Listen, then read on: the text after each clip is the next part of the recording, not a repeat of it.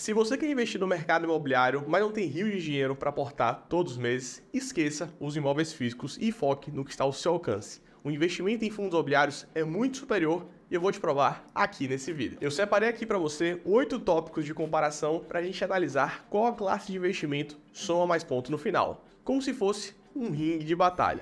De um lado, nós temos os imóveis físicos, veteranos e mais conhecidos do povão.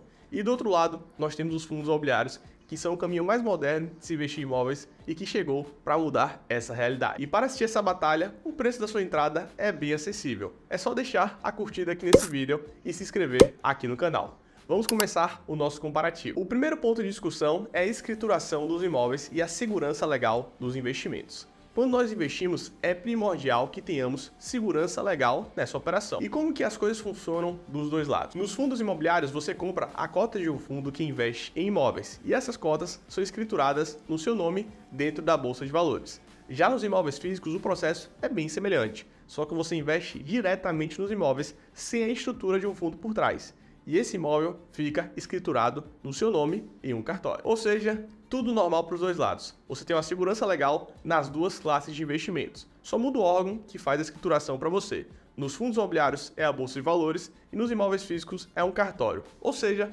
os dois marcam ponto aqui, 1 a 1. Segundo ponto de comparativo, e esse daqui é muito importante, os direitos que você tem com cada investimento e os rendimentos mensais que você recebe deles. Como nós estamos falando de investimentos em imóveis, são os aluguéis que esses imóveis recebem. E aqui nós temos uma diferença jurídica muito importante, porque quando você investe em um fundo imobiliário, juridicamente você tem um direito como cotista desse fundo. Esse direito é participar da divisão dos aluguéis, ou seja, receber os seus rendimentos mensais. Já o imóvel físico, que é seu, você tem um direito a mais. Além de receber os rendimentos dos aluguéis, você também tem o que a gente chama de direito de usufruto. Você pode usufruir desse imóvel. Vamos supor que você comprou um kitnet para alugar. Se em um dado momento você estiver sem inquilino e quiser usar esse imóvel, você pode. Você pode dormir nele, você pode emprestar para um amigo para passar o feriadão, você pode de fato usufruir esse imóvel. Em um fundo imobiliário, esse direito não existe. Se você investe em um fundo imobiliário de shoppings, por exemplo, você não tem direito de entrar no shopping de madrugada, depois que ele já fechou, alegando que você é dono e tem o direito de usufruir. Agora, como nós estamos falando de investimento, o foco da nossa análise aqui é no retorno e a segurança de cada um desses tipos de investimento pode trazer. Então poderia ser um ponto desconsiderado na nossa análise. Mas como algumas pessoas podem considerar isso interessante, vamos dar essa bola para os imóveis físicos, 2 a 1 para eles. Vamos para o terceiro ponto dos 8 que a gente tem aqui para discutir, a liquidez do investimento. Ou seja, o quão rápido e o quão fácil você consegue se desfazer do seu investimento se for da sua vontade. Como que você transforma esse investimento em dinheiro novamente? No caso do imóvel físico, a liquidez se realiza vendendo o imóvel. Você investiu a quantia na sua compra do imóvel e para transformar essa quantia em dinheiro novamente, você precisa vender esse imóvel. Evidentemente, é uma liquidez muito baixa. Você pode levar uma quantidade significativa de tempo esperando para que esse comprador surja e você consiga se desfazer desse investimento. Se você estiver no ciclo ruim da economia, com juros altos, por exemplo, essa liquidez tende a diminuir ainda mais. Já no caso dos fundos imobiliários, as coisas são mais simples. Você não precisa vender um imóvel de centenas de milhares de reais. Você só precisa abrir a sua conta na corretora e vender as suas cotas na Bolsa de Valores. Cotas essas que custam 10, 50, 100 reais. É muito mais fácil. Nós temos bem mais liquidez aqui no mercado de fundos imobiliários. Você entra na sua corretora, emite uma ordem de venda e espera 2 dias úteis. É o tempo que o dinheiro leva para entrar na sua conta. Ou seja, mais um ponto para os fundos imobiliários e está tudo empatado 2 a 2. Um quarto ponto importante para o nosso comparativo é a gestão. Independente de você investir em fundos imobiliários ou imóveis físicos, alguém precisa gerenciar esses imóveis. Precisa encontrar inquilinos, repor os inquilinos quando os contratos acabarem, renegociar e ajustar os aluguéis, entre outros. O imóvel é um empreendimento como outro qualquer. No caso dos imóveis físicos, quem vai ter que fazer essa gestão é você. Ou você faz por conta própria ou contrata alguma imobiliária para fazer por você. Só que, independente disso, vai ser algo bem mais trabalhoso e que provavelmente vai te dar algumas dores de cabeça. Se você está alugando uma kitnet, por exemplo, e o seu inquilino se torna inadimplente, alguém vai ter que bater lá na porta para cobrar. Então, por conta disso, o investimento em imóveis físicos acaba perdendo um pouco daquela característica de investimento passivo, porque existe sim uma certa necessidade de trabalho e envolvimento ativo. Nos fundos imobiliários, isso não existe. Você não tem nenhuma ingerência nessa gestão. Quem faz a gestão de um fundo imobiliário é uma empresa de gestão profissional e contratada pelo próprio fundo. É ela que vai cuidar de toda a burocracia. Você só precisa sentar no sofá e esperar os rendimentos caírem na conta. Essas gestoras normalmente são bem mais capacitadas do que as imobiliárias e possuem uma carteira de investimentos bem mais diversificada, com vários inquilinos e vários imóveis. E isso, naturalmente, reduz esse risco de inadimplência do inquilino simplesmente não pagar os aluguéis. Então, por conta disso, o investimento em fundos imobiliários acaba tendo esse fator de passividade bem mais evidente do que o investimento em imóveis físicos. Você não vai ter nenhuma dor de cabeça associada à gestão. E isso é um ponto muito positivo. E mais um ponto para os fundos imobiliários, 3-2. Agora, os FIIs começaram a sair na frente. O quinto tópico que eu separei para a gente conversar nessa linha de diversificação dos investimentos, vamos analisar a tipologia e diferenciação dos imóveis. Qual é o investimento típico de uma pessoa que decide comprar um imóvel para alugar? Normalmente, em 90% dos casos, o que a pessoa consegue comprar é um imóvel de baixa diferenciação.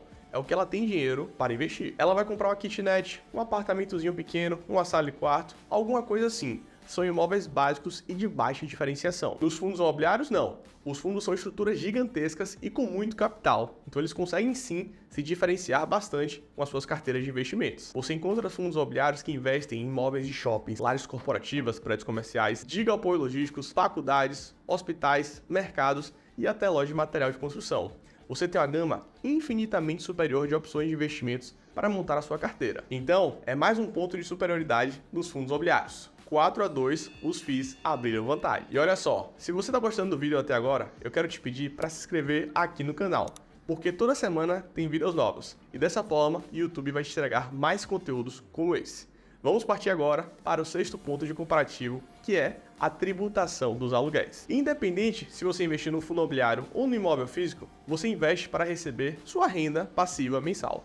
Então a gente precisa discutir sobre os impostos que podem ou não existir sobre esses rendimentos mensais. E aqui eu já te adianto, é mais um ponto de vantagem para os fundos imobiliários, porque esses rendimentos são isentos de imposto de renda. Aqui no Brasil, nem os rendimentos dos fundos imobiliários, nem os dividendos das ações da Bolsa de Valores são tributados. Existem até algumas discussões e propostas para mudar essa realidade, mas é algo bem provável de ser colocado em prática, e que até o momento não aconteceu. Nos imóveis físicos já é uma realidade há muito tempo. Quando você recebe o aluguel de imóvel físico que você aluga, existe uma tabela progressiva de imposto de renda para você arcar. Se você recebe até aproximadamente R$ 1.900 de aluguel por mês, você está livre.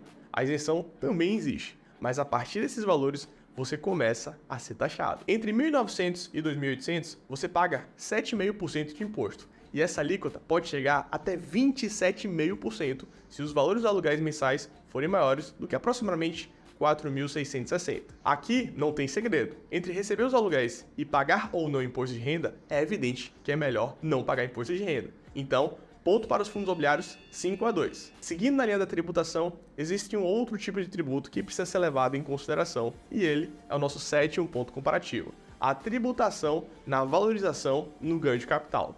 Aqui, ao contrário de receber os rendimentos mensais, a gente vai conversar sobre compra e venda com lucro. Isso é o ganho de capital. Você comprou uma cota de um fundo imobiliário ou imóvel físico por um valor X e vendeu com lucro por um preço maior. Nos fundos imobiliários, existe uma tributação fixa sobre o ganho de capital. Se você compra a cota e vende com lucro, você precisa emitir uma DARF e pagar 20% de imposto de renda sobre esse lucro. Atenção, não é sobre o valor total, é sobre o lucro que você teve na operação de compra e venda. Um exemplo para você entender. Vamos supor que você comprou 10 cotas de um fundo imobiliário quando ele custava R$100, ou seja, você gastou R$1.000 ao todo. Alguns anos depois, essas cotas se valorizaram e passaram a valer R$120 cada uma. Você decidiu vender e embolsar o lucro, ou seja, vendeu as 10 e colocou R$1.200 no bolso. Você comprou por R$1.000 e vendeu por R$1.200, ou seja, teve um ganho de capital de R$200. Então você vai pagar 20% de imposto em cima desse lucro de R$200 e dá R$40 de imposto. Já nos imóveis físicos, essa tributação também varia de acordo com a tabelinha progressiva, que vai de 15% a 22,5%, a depender do valor do imóvel. Então aqui, nos imóveis físicos, a gente tem uma situação flexível a depender do valor do imóvel. Você pode ter uma alíquota de imposto de renda maior ou menor do que a dos fundos imobiliários. Os fundos imobiliários têm um ponto bem interessante nessa discussão, que é uma blindagem interna para o ganho de capital. O gestor do fundo, dentro da carteira dos fundos imobiliários, pode vender um imóvel X com ganho de capital e ser isento de imposto de renda. Isso acontece. Vamos dar essa colher de chá para os imóveis físicos e dizer que esse ponto é deles. O nosso placar ficaria então 5-3. Já não tem como os imóveis físicos virarem esse jogo, mas ainda falta um último ponto comparativo, que é o capital inicial requisitado para o investimento. E aqui a gente fecha o nosso 6-3 para os fundos imobiliários, porque esse ponto já é deles. Uma cota de um fundo imobiliário, como eu falei, ela custa 10, 50, 100 até 200 reais. É um capital inicial muito mais acessível, o que não é o caso de um imóvel físico. Para adquirir um imóvel físico e começar a alugar, você precisa de um capital muito maior. E esse ponto aqui, inclusive, influencia diretamente na diversificação e segurança do investimento, porque a acessibilidade dos fundos imobiliários te permite diversificar a sua carteira de investimento com muito mais facilidade. No imóvel físico, você vai ter que desimpulsar uma grana preta para comprar um único imóvel, e se conseguir comprar o segundo, mas ainda assim vai ter uma carteira pouco diversificada. Somando todos esses pontos, o resumo é: os fundos imobiliários possuem maior liquidez, maior média de rendimento mensal, melhor nível médio de gestão, mais diversificação, uma estrutura tributária melhor e menor probabilidade de ter problemas e dores de cabeça com inquilino. Seguindo na analogia do ringue, me parece um nocaute, claro. Mas isso não significa de forma alguma que investir em imóveis físicos é 100% ruim. O fato dos fundos imobiliários serem mais acessíveis e mais seguros não te impede de adicionar um imóvel físico em uma carteira global de investimentos. Mais diversificação é sempre bem-vinda. No final, tudo depende de onde de fato está o seu dinheiro. Assim como existem muitas oportunidades no mercado de fundos imobiliários, você pode sim encontrar alguma oportunidade clara nos imóveis físicos. Por exemplo, algum imóvel que realmente se diferencie da média do mercado e possa sim te trazer um excelente resultado, seja com os aluguéis acima da média por ser uma região com alta demanda, ou até mesmo com a compra e venda do imóvel. Se esse vídeo te ajudou a esclarecer alguns pontos na sua cabeça, deixa aqui a curtida embaixo e se inscreve para ser notificado sempre que sair um conteúdo novo. Aqui no Tio Fis, a gente ajuda a investir nos melhores fundos imobiliários do mercado e aumentar a sua renda passiva com segurança. Por isso, todos os dias a gente traz algum conteúdo novo que te ajude a crescer a sua carteira de fundos imobiliários ainda mais. Então, clique aqui embaixo para entrar no nosso canal e conferir alguns dos nossos outros vídeos. Um forte abraço, turma, e até a próxima!